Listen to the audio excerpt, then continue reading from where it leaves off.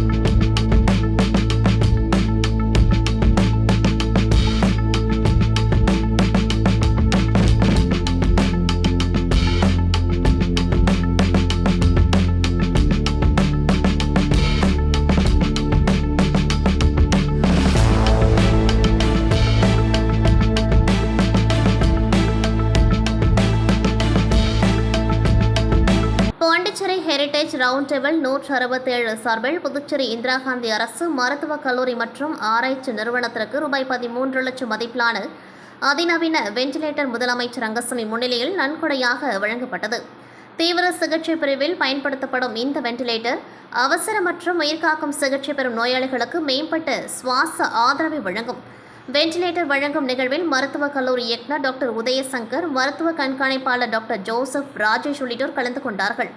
இத்திட்டத்தை round table தலைவர் மோதிகுமார், செயலாளர் பாலாஜி, பொருளாளர் ஜெயன், துணைத் தலைவர் முரளி, திட்ட ஒருங்கிணைப்பாளர் வெங்கட்ரமணி, விளம்பர ஒருங்கிணைப்பாளர் கெவின், பால விஸ்வேஷ் மற்றும் ரவுண்ட் டேபிள் உறுப்பினர்கள் இணைந்து செயல்படுத்தினர்.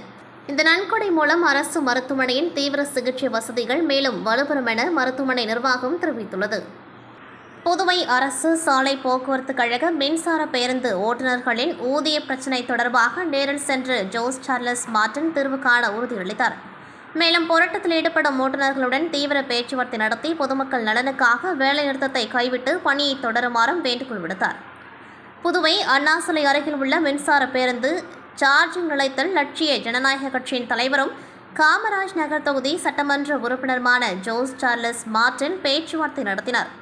அப்பொழுது அங்கு பணியாற்றும் ஒப்பந்த தொழிலாளர்கள் மற்றும் மின்சார பேருந்து ஓட்டுநர்களை சந்தித்து ஊதிய நிலுவை, பணி சூழல் மற்றும் பணி நேரம் தொடர்பான பல்வேறு பிரச்சினைகளை எடுத்துரைத்தனர். மத்திய அரசு நிர்ணயித்துள்ள ஊதியத்தை வழங்காமல் நிர்வாகம் தாமதப்படுத்தி வருவதாகவும் இதுகுறித்து பல கட்ட போராட்டங்களில் ஈடுபட்டு வருவதாகவும் அவர்கள் தெரிவித்தனர். மேலும் மின்சார பேருந்துகளை இயக்குவதில் தொழில்நுட்ப மற்றும் நிர்வாக ரீதியான சிக்கல்கள் நிலவுவதாகவும், குறிப்பாக நேர ஒதுக்கீடு தொடர்பான பிரச்சினைகள் காரணமாக பல்வேறு இன்னல்களை எதிர்கொண்டு வருவதாகவும் ஓட்டுநர்கள் முறையிட்டனர். போராட்டத்தில் ஈடுபட்டுள்ள ஓட்டுநர்களுக்கு ஆதரவாக லட்சிய ஜனநாயக கட்சி வழக்கறிஞர் குழு அனுப்பப்பட்டு கடந்த 2 நாட்களாக வழக்கறிஞர்கள் ஓட்டுநர்களுடன் இருந்து பேச்சுவார்த்தை நடத்தி வந்த நிலையில் நேற்றிரவு ஜோஸ் சார்லஸ் மார்டின் நேரில் சென்று சுமூகமான தீர்வை எட்டுவதற்கான ஆலோசனைகளில் ஈடுபட்டார்.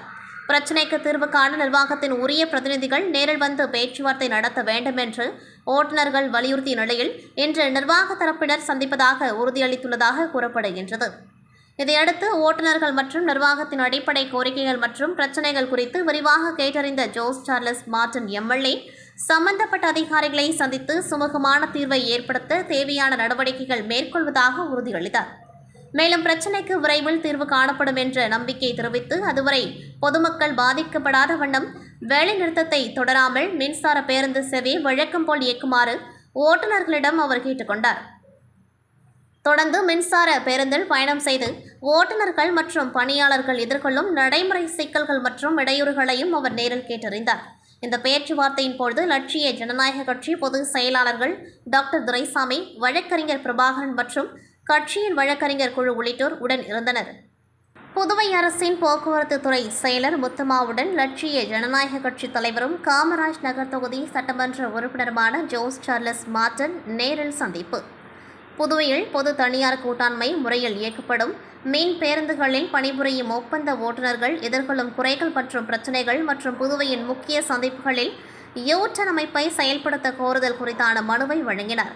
இந்நிகழ்வின் போது சட்டமன்ற உறுப்பினர் ஜான்குமார் மற்றும் லட்சிய ஜனநாயக கட்சியின் பொதுச் செயலாளர் டாக்டர் துரைசாமி உள்ளிட்டோர் உடன் இருந்தனர். ஆதித்ய ஹோட்டல் சந்திப்பில் சிக்னலை மீறி வந்த அரசு பேருந்தை மறித்த காவலருக்கும் ஓட்டுநருக்கும் இடையே வாக்குவாதம் ஏற்பட்டது. வாக்குவாதம் முற்றியதால் பேருந்தை அனுமதிக்க மறுத்த காவலர் வழக்கு பதிவு செய்ய வேண்டுமென கூறியதால் உள்ளே இருந்த பயணிகளை எவ்வித மாற்று ஏற்பாடுமின்றி நடுவழியில் நடத்துனர் வலுக்கட்டாயமாக இறக்கிவிட்டதாக கூறப்படுகின்றது. சாலை நடுவே பேருந்து நின்றதாலும் பயணிகள் திடீரென இறங்கியதாலும் ஏற்பட்ட போக்குவரத்து குழப்பத்தில் அதே சிக்னலில் எதிர்பாராத விதமாக ஒரு வாகன விபத்தும் நேரிட்டது. இச்சம்பவம் குறித்து உயர் அதிகாரிகள் விசாரணை நடத்த வேண்டும் என பொதுமக்கள் கோரிக்கை விடுத்துள்ளனர்.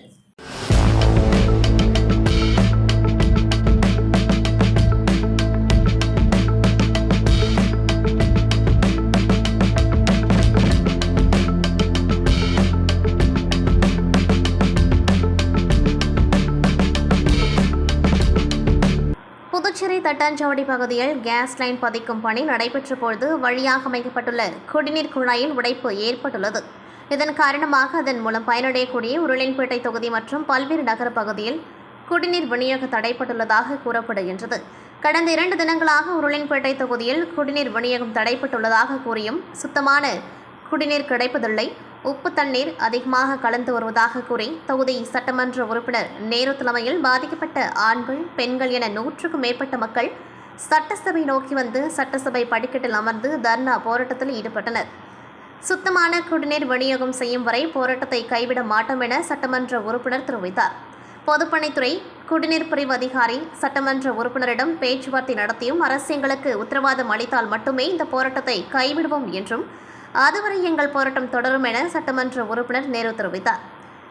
இதனையடுத்து சட்டப்பேரவைக்கு வந்த சபாநாயகர் அன்பழகன் போராட்டத்தில் ஈடுபட்ட சட்டமன்ற உறுப்பினர் நேருவிடம் பேசி போராட்டத்தை கைவிட செய்தார். தொடர்ந்து சபாநாயகர் அறையில் சபாநாயகர் தலைமையில் அதிகாரிகள் வரவழைக்கப்பட்டு பொதுமக்களிடம் பேச்சுவார்த்தை நடத்தினர்.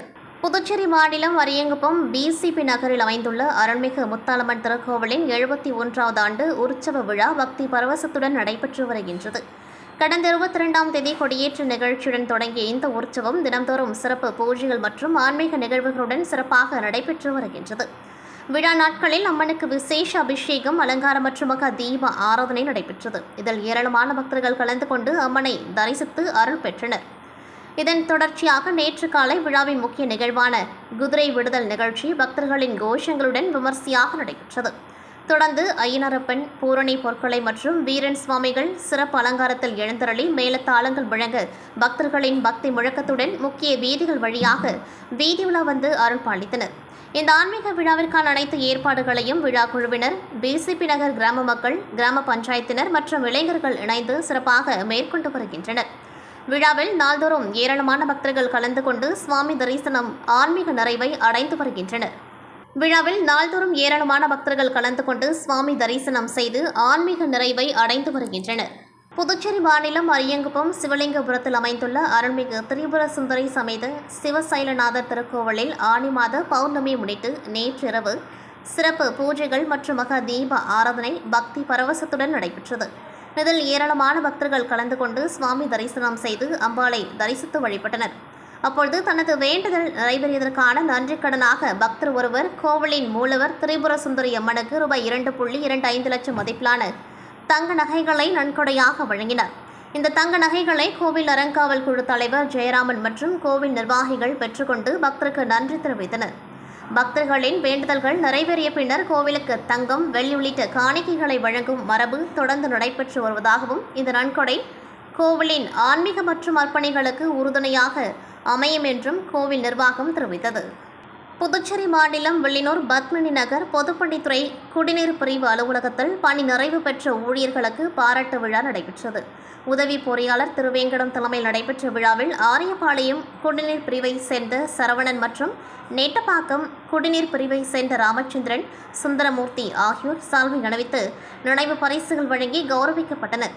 விழாவில் ஓய்வு பெற்ற ஊழியர்களின் நீண்டகால சேவை பாராட்டப்பட்டதுடன் சக ஊழியர்கள், உறவினர்கள் மற்றும் நண்பர்கள் அவர்களுக்கு வாழ்த்து தெரிவித்து நினைவு பரிசுகளை வழங்கினர். இதில் பொதுப்பணித்துறை அலுவலர்கள் மற்றும் ஊழியர்கள் பலர் கலந்து கொண்டு பணி நிறைவு பெற்றோர்களை பாராட்டினர். மதகடிப்பட்டை சேர்ந்தவர் இன்ஸ்டாகிராமில் ஆடை விற்பனை தொடர்பான விளம்பரத்தை பார்த்து அவற்றை ஆர்டர் செய்துள்ளார். இதையடுத்து அவரை தொடர்பு கொண்ட மர்ம நபர் முன்பணம் செலுத்தும்படி தெரிவித்துள்ளார். அதை நம்பி மர்ம நபருக்கு ரூபாய் 8,250 செலுத்தி ஏமாந்துள்ளார். இதேபோல் வைத்திக்குப்பத்தை சேர்ந்தவர் மொபைல் செயலி மூலம் கடன் வாங்கி அதனை முழுதும் திரும்ப செலுத்தியுள்ளார். இந்நிலையில் மர்ம நபர் ஒருவர் அவரது படத்தை மார்பிங் செய்து அனுப்பி கூடுதல் பணம் கேட்டு மிரட்டியுள்ளார். அதில் பயந்து போன அந்த நபர் மர்ம நபருக்கு ரூபாய் 4,000 அனுப்பி ஏமாந்துள்ளார். இதுகுறித்த புகார்களின் பேரில் சைபர் கிரைம் போலீசார் வழக்கு பதிந்து விசாரித்து வருகின்றனர். புதுச்சேரி உழவர்கரை நகராட்சி சார்பில் பிரதம மந்திரியின் PM ஸ்வநிதி திட்டத்தின் மூலம் பயனடைந்த சாலையோர வியாபாரிகளுக்கான பாராட்டு விழா ரெட்டியார்பாளையம் புதுநகர் சமுதாய நலக்கூடத்தில் நடைபெற்றது. விழாவில் சிறப்பு விருந்தினராக உழவர்கரை தொகுதி சட்டமன்ற உறுப்பினர் நாராயணசாமி கலந்து கொண்டு குத்துவிளக்கேற்றி நிகழ்ச்சியை துவக்கி வைத்து திட்டத்தின் மூலம் பயனடைந்த சாலையோர வியாபாரிகளுக்கு நினைவு பரிசுகளை வழங்கி பாராட்டினார். நிகழ்ச்சியில் உழவர்கரை நகராட்சி ஆணையர் அருண் ஐயாவு பேசுகையில், கொரோனா பேரிடருக்கு பிறகு வாழ்வாதாரம் பாதிக்கப்பட்ட சாலையோர வியாபாரிகளுக்கு பிணையில்லா கடன் வழங்கி மறுவாழ்வு அளித்ததில் PM ஸ்வநிதி திட்டம் முக்கிய பங்காற்றியதாக தெரிவித்தார். மேலும் திட்டத்தை பொதுமக்களிடம் கொண்டு சேர்க்க பாடுபட்ட நகராட்சி அலுவலர்கள், வங்கி அதிகாரிகள் மற்றும் சாலையோர வியாபாரிகளுக்கு நன்றி தெரிவித்தார். உழவர்கரை நகராட்சி மூலம் முதல் தவணையாக 1,715 பேருக்கும், இரண்டாவது தவணையாக 940 பேருக்கும், மூன்றாவது தவணையாக 306 பேருக்கும் கடன் வழங்கப்பட்டுள்ளதாகவும் ரூபாய் 15,000, ரூபாய் 25,000, ரூபாய் 50,000 என பல கட்டங்களாக கடன் உதவி வழங்கப்பட்டு வருவதாகவும் அவர் தெரிவித்தார். மேலும் இது ஒரு அரசு விழா மட்டுமல்ல, உழைக்கும் சாலையோர வியாபாரிகளுக்கு அரசு செலுத்தும் மரியாதை என்றும் அவர் குறிப்பிட்டார். இந்த நிகழ்ச்சியில் நகராட்சி மற்றும் அரசு அதிகாரிகள், வங்கி பிரதிநிதிகள், சாலையோர வியாபாரிகள் உள்ளிட்ட பலர் கலந்து கொண்டார்கள். நிறைவில் உதவி திட்ட இயக்குநர் நன்றி கூறினார்.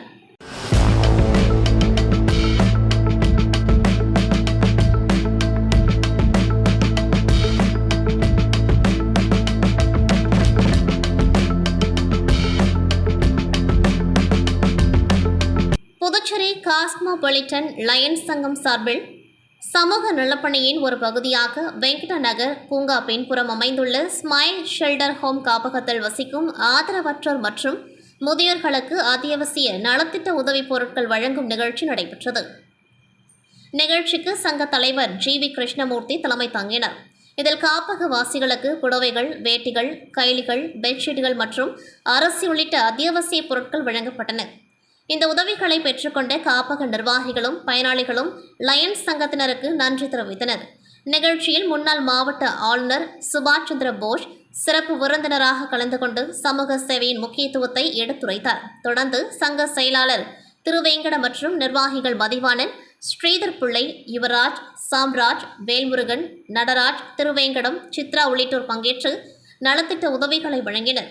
நிகழ்ச்சியில் லயன்ஸ் சங்க உறுப்பினர்கள் பலரும் கலந்து கொண்டு காப்பகவாசிகளுடன் கலந்துரையாடி அவர்களின் தேவைகளை அறிந்து எதிர்காலத்திலும் இதுபோன்ற சமூக நல பணிகள் தொடர்ந்து மேற்கொள்ளப்படும் என உறுதியளித்தனர். இந்த மனிதநேய சேவை நிகழ்ச்சி அனைவரின் பாராட்டையும் பெற்றது. இத்துடன் செய்திகள் நிறைவடைகின்றது. நன்றி, வணக்கம்.